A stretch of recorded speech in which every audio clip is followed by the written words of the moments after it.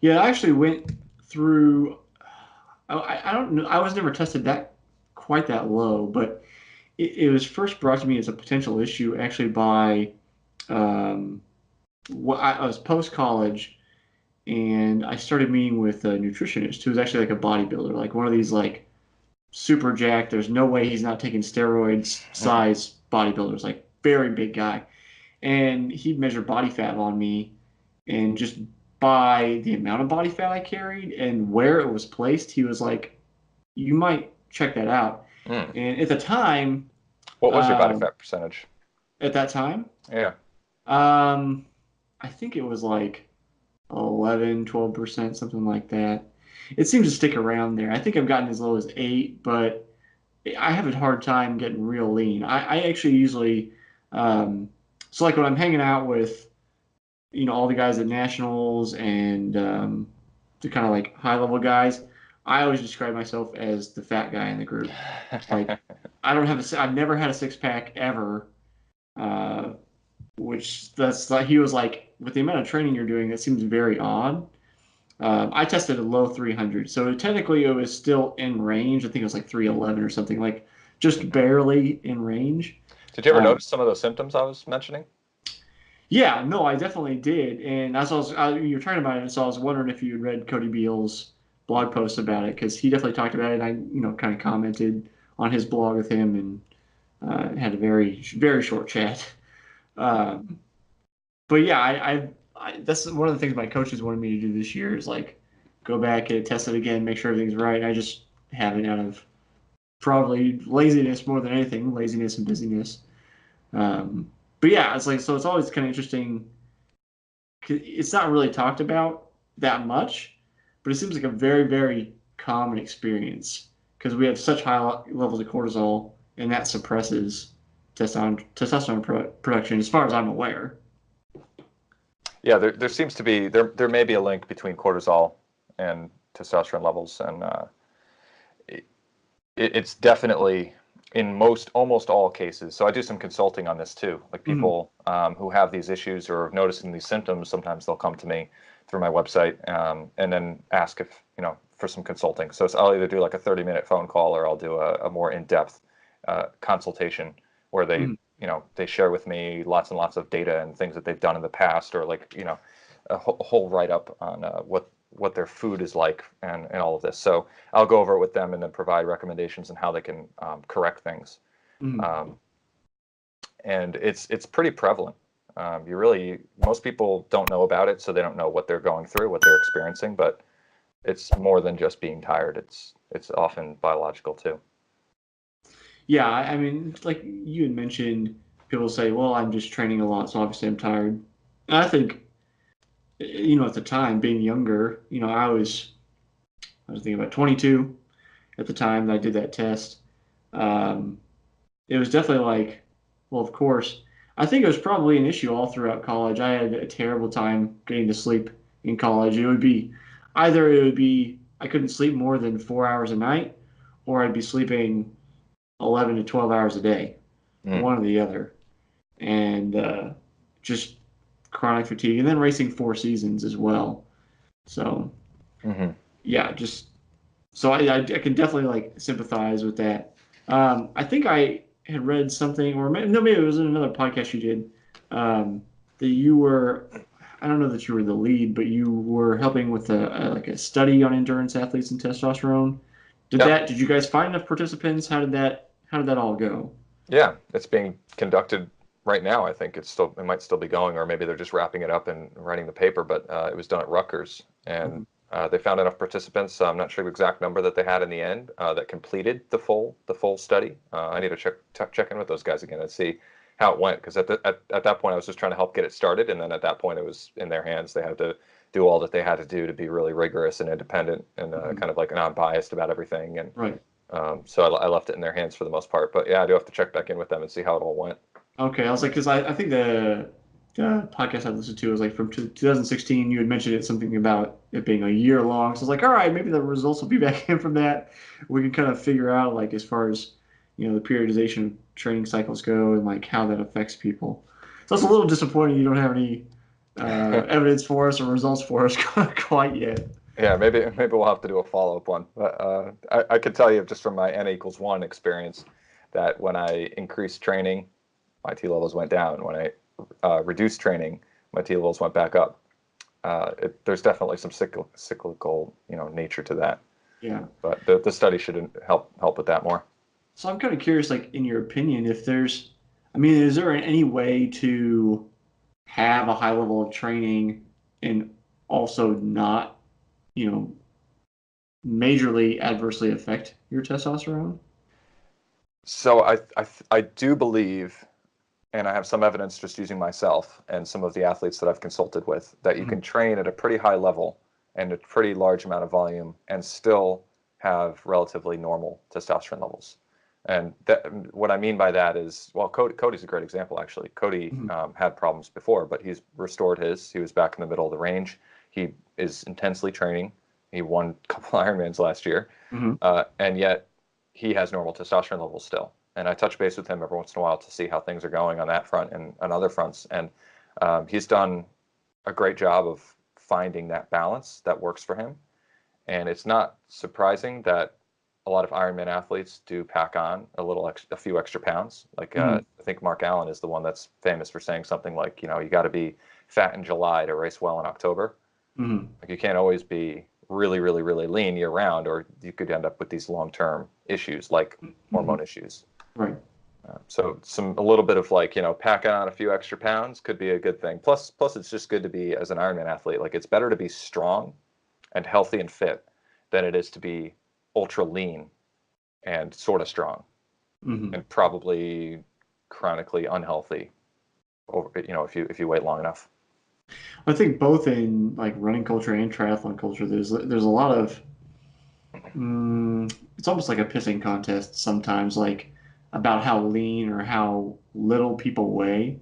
Like that's the measure of a great athlete. It's like, no, I'm super light, or no, I know I'm lighter than that, and where it doesn't always actually equate to real results. I wish I could remember this female pro. She's a runner, and I read an article about her where like people would almost like snicker at her because she's like so much bigger than all the other girls. She's not big by any means, but Hmm. just like everybody's a rail and she's not. And then she goes on to essentially beat everybody and Mm. talks about, her experience not being so thin and being stronger instead of just lean. Hmm. So it's like, Fortunately, the trend seems to be like I forgot what the phrase was, but it was something like "strong is the new thin" or something. Like for mhm, for women, if you've got some muscles, like these days, that's becoming much more accepted that you're mhm, strong, you're fit, that versus just being this rail who's not fit, not working out, anorexic maybe, like having maybe some eating disorders of some sort, and you're ridiculously thin. Like that's I think kind of coming out of popularity, which is kind of a good thing to see. Well, definitely a good thing to see because it's encouraging hopefully people to be more healthy and not just totally living up to the way that people want them to look. yeah. I think sometimes I guess I agree with that ethos, but at the same time, I think it can get a little bit overboard. So I have a tough time with like, how do you balance like a new zeitgeist with, you know, actually finding an optimal way to live, if I can phrase it that way, like really that balance where it's like you're not going overboard, you're still able to have a happy life. You're not so, obsessed about whatever it is that you've, gone past the point of positive gains into, overexhaustion or whatever it is that's negative, be it your health or your mood or whatever it is like that. Because there's always the newest thing, like I don't know if it's keto or keto, but like that diet is a new thing. There's always a new diet. It's so I guess I'm always a little bit skeptical, not necessarily about being strong, but just whenever a new focus like that comes into play, I always kind of want to step back and think, okay, is this what efficacy does this have? And are there any necessarily bad, like negative side effects to whatever it is that's happening? Hmm. Yeah, if and my rule of thumb is if it's extreme, it's probably not good. Right, right. So for me, I've practiced a lot of balance now, and I think that's just been the trend over my life. Like there's been periods where I've taken things to the extreme, and I've kind of regretted that I've done it because sometimes when you take it to the extreme like that, you end up in trouble. So balance tends to be best also for performance in many cases and Mm. longevity in the sport. So I want to jump back a little bit. I'm so you worked on Wall Street for 9 years. I'm kind of curious, like, what did you do on Wall Street, and like, how was your time there? I guess. Hmm. Yeah, I got a degree in my undergraduate degree was in finance and investment management, and right from there I went to work for a firm called JWM Partners, which was John Meriwether's second hedge fund. So if anybody's in finance that's listening that remembers John Meriwether, he blew up long-term capital management and spectacularly, and it was the first hedge fund ever bailed out by the government, the U.S. government. Then people apparently were stupid enough to give him money again, and he started another fund, and I worked there until that fund went down. Not so spectacularly, but it went down as well. I was there for 5 months, and then from there I went to Direction, which is a leveraged ETF provider. I was a trader and portfolio manager for them, and then I went from there to Scout Trading, which was a small broker dealer. It was a high frequency trading firm. I was um, I was the trader for them and helping develop strategies. We were a prop fund, so we had money from our partners, the people who were running the firm, and we traded their money, and whatever money was made went back to the partners and us in terms of bonuses. So it was kind Mm. of a fantastic opportunity. We ended up shuttering the firm though, and they moved me over into Ophir Partners, which is a hedge fund that was focused on statistical arbitrage, and it was a Mm. sister company to Scout Trading. So I just moved over from one company to the next, same boss, same guy running the firm, and so that was my journey in Wall Street, and I was there for 9 years, and it was good. Like I love finance and I love the markets and numbers. I'm good with numbers, but while I was working on Wall Street, I was marathoning. I was doing triathlons ever since 2010, and while I was there, that's when I won Ironman Maryland in 2014. I was still on Wall Street. 2015, I did Kona. I was 72nd there. I was still on Wall Street there. Mhm. 2016, I was doing a lot of training until then the issues arose and I ended up stopping for a while. And then, then I decided I want to make a switch here. I want to make a full switch, like a career move to um, something in my passion. I wanted to come to athletics in some way. So I couldn't become a pro triathlete, or I decided I didn't want to try going down that path anymore. But this opportunity kind of was always in the back of my head to work at UCAN. Mm. I started using it before Ironman Maryland and had huge success with it, and it kind of unlocked some of the potential that I knew I had. So I ended up coming on full time with them just 4 months ago, and I graduated like I said yesterday from my MBA program. Their career move is complete. Okay. So I know Celia had uh, recommended I talk to you, and she described you as a very smart guy. Um, so it's always curious to me. Like I have another friend who's also in triathlon, and he wants to be an investment banker. Or at least last I talked to him. Um, how do you? I mean, you're making. I don't need to know your salary. That's not important. But we know, generally on Wall Street, people are having pretty good success financially. I would assume your upside's probably not as high that you can, unless you're getting stock options of some sort. So, like, how do you walk away from a salary that most people would be, very happy to ever reach?